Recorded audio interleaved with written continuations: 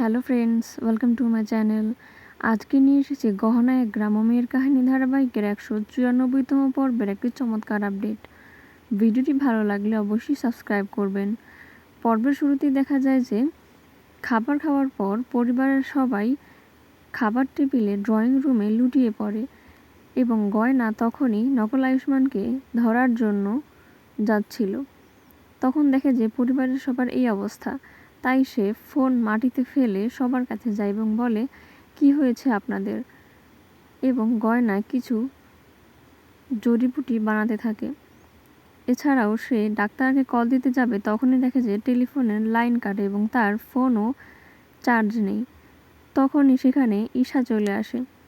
ঈশা এসে সবাইকে ওষুধ খাইয়ে সুস্থ করে তোলে এবং সবাই সুস্থ হলে সবাইকে বলে যে গয়না হয়তো খাবারে কিছু মিশিয়ে দিয়েছিল, তাই আপনাদের সবার এরকম অবস্থা হয়েছে এবং সবাই তা বিশ্বাস করে নেয় এবং গয়নাকে দোষারোপ করে।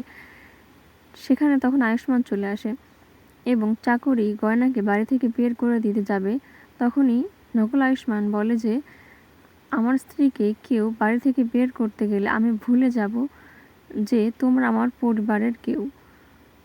এরপর দেখা যায় যে সেখানে ঘটনা মিটমাট হয়ে যায়। এরপর নকল আয়ুষ্মানের শার্টের গায়ে গয়না একটি ক্যামেরা লাগিয়ে দেয়, যাতে সে কোথায় যাচ্ছে তা গয়না দেখতে পারে। এরপর দেখা যায় নকল আয়ুষ্মান বাড়ি থেকে বের হওয়ার পরই গয়না ক্যামেরা ধরে তার পিছু নেয় এবং দেখতে থাকে যে সে কোথায় যায়।